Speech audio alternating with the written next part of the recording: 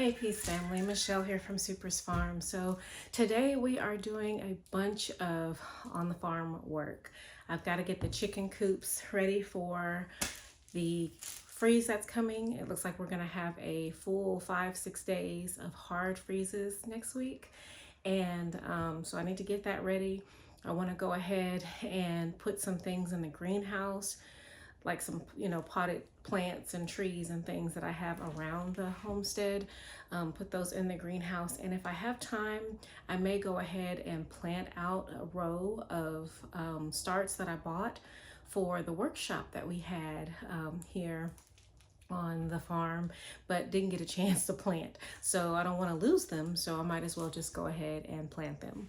So what I have here is a cup of blue butterfly pea flower tea, and it's just a simple brew. And so it doesn't have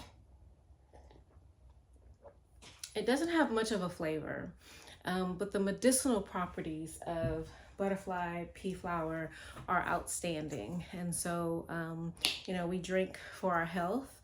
And one of the cool party tricks that you can show someone is if you have a cup of blue butterfly pea flower and you put a little lemon juice in it, it will turn purple. You see that? Pretty cool. And then you have a lemon herbal tea. So that gives it some flavor, gives it some purple color, and it's just a fun little party trick, as I say. But anyway, let's go ahead and get out there on the farm. I'm gonna finish my tea and we'll get to work. Thanks for joining. Peace. All right, family, I'm in our main chicken coop right now. I call this Curtis's coop because the rooster in this coop name is Curtis, and I named him after Curtis from Dreamgirls because he's got all the dream girls. Anyway, so what we're gonna do in here today is just kind of refresh the coop. Their little food bin has fallen. This little piece here fell down. It was hanging from the ceiling, so I'm gonna get that hung up again.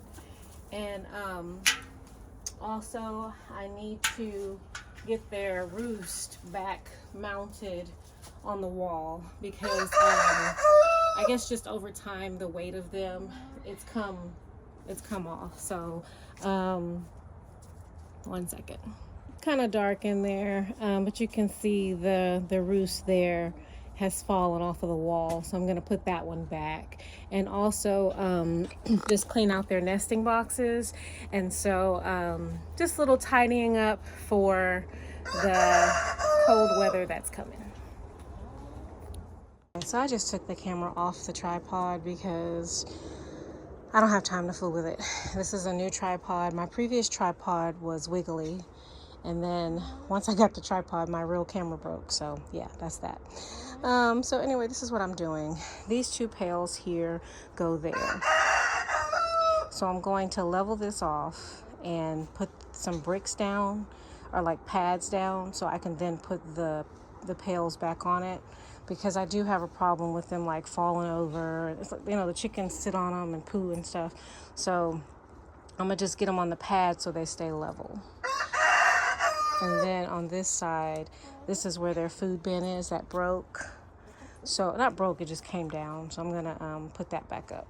And then I'll go ahead and just show you, here is where they roost. Oh, I got a hen laying a egg over there. So I'm gonna secure that back to the wall. They've just been using this one, but you can see all the poo and stuff. Like, I gotta get all this cleaned out. It's grody. But that's chickens.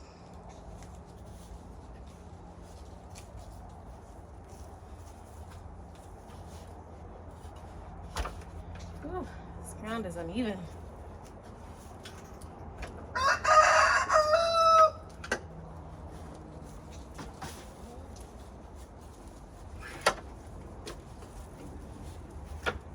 Quite uneven. So let me do that first. I was gonna do the food bin first.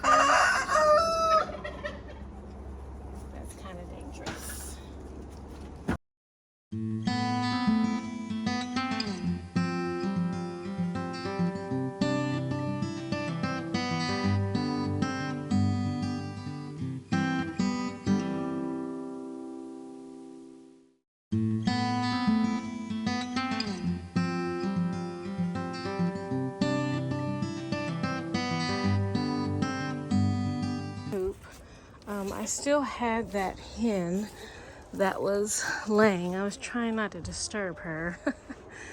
Let me see. Yeah, she's still over there. I'm gonna try to work around her. I'm actually, because I just put this down earlier in the week, so I really don't even need to rake that out. I could actually just put shavings down here because I should have raked out the older shavings first out here, but I didn't because I just needed it to soak up some of the moisture from all the rain that we had. So yeah, that's what I'm gonna do. All right, so just a quick little update. I went ahead and swept under this tarp. It gets kind of heavy the more I try to lift it up. Let me get that little patch there. But then I'm gonna lay the bottom tarp back down and then sweep out the top tarp. And she's still over there. I wonder if she's broody.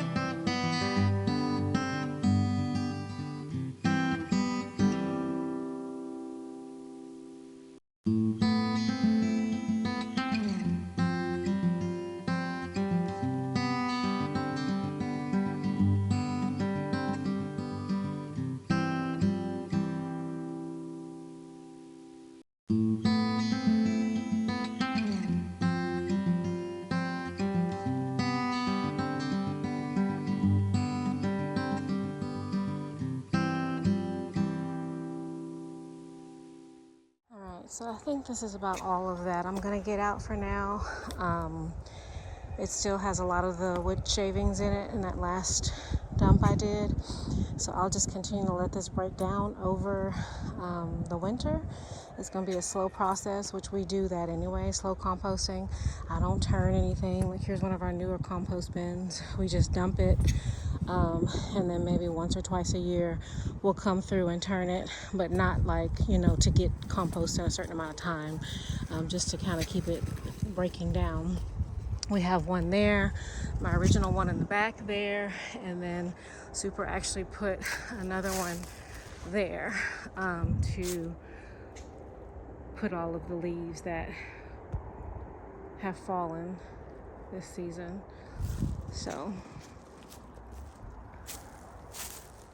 and got one more load. It was a little bit deeper, and I'll top that on top of this and then cover it. So I made it over here to the mini coop. These are where my mini chickens are, and I had a broody mama sitting on about 2 dozen eggs, but those eggs are more than likely not fertile. So I went ahead and took them. I said more than likely not fertile because he's the only rooster over here, and I have not seen him do the do. He's still a baby. So this is what the inside of their coop looks like. I went ahead and added some bedding there. Started adding some bedding there where they, you know, drop their poo.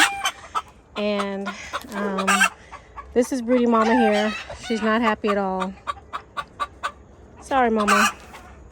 So we got the bedding down in the first coop here, but I still need to put more on the outside here on the second coop, and that tarp that was torn. Super is fixing that right now. This coop over here on the left is all the roosters, and they just tear up the tarp. I moved the hens over to the crate because it was way too many rooster to hen ratio, and they were getting pretty beat up. Come in here and show you. See, these are all roosters, except I do have one hen in here. She's hiding. She's hiding under there. She doesn't want me to get her. But anyway, you can see how these hens, the top of their head is balding.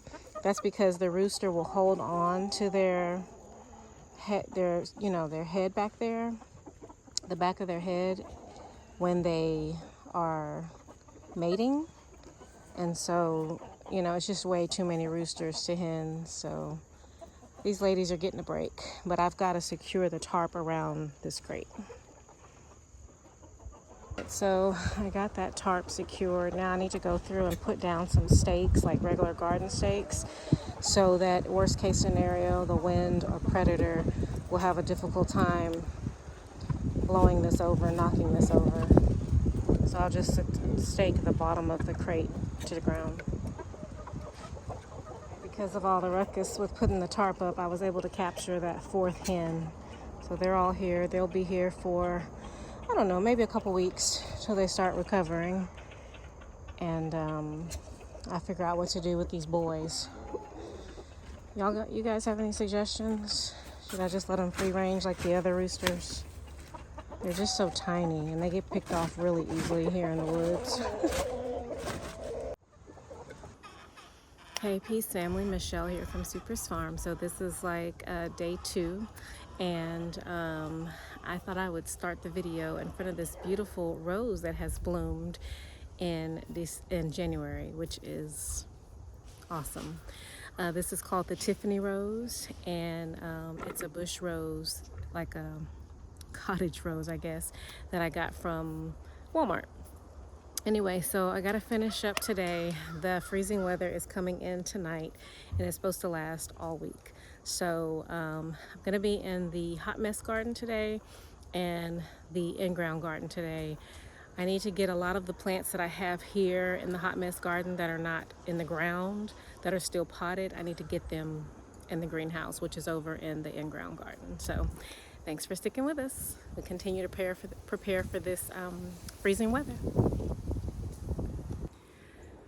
Alright guys, so I am starting to harvest the lemongrass. When you harvest the lemongrass, you definitely, if it's this big and it's not like potted and you gotta like get in there to harvest it, you definitely want to put on some sleeves because this lemongrass will fight back, let me tell you. But what you want to do is really get in there, get to the bottom as far down as you can, and then cut the stalk. Lemongrass is beautiful. You can use the leaves for tea. We certainly do. It's good fresh eating. But for preservation and really the most flavor, it's found in these stalks. So let me show you what I'm talking about. All right. So, it just takes a little bit of time, and I'm no rush. So I will take these outer leaves and use that as mulch for the remaining base that's left. But this is the stalk that we're really harvesting. Of course, the leaves, if they look good on that stalk, we will use those as well. But this is really what we're looking for here. And maybe this guy too. He's a little smaller, but he's good.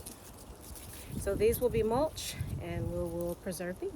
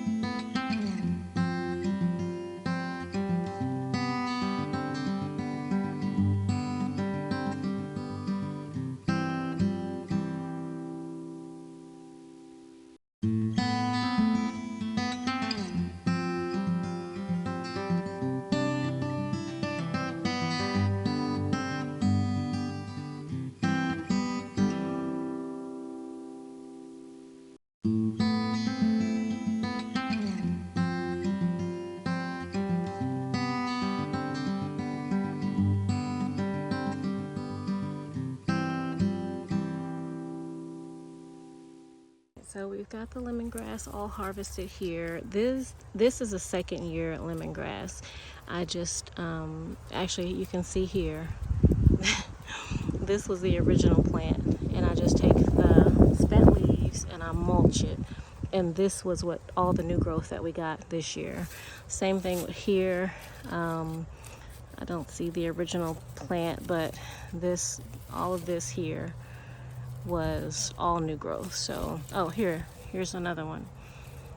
Here's another one. So maybe this is the offshoot from the original plant here. I'm not really sure, but if the roots are well insulated, my thought is that it will come back, because that is my experience. So we're just gonna literally take all of these spent leaves and cover it up.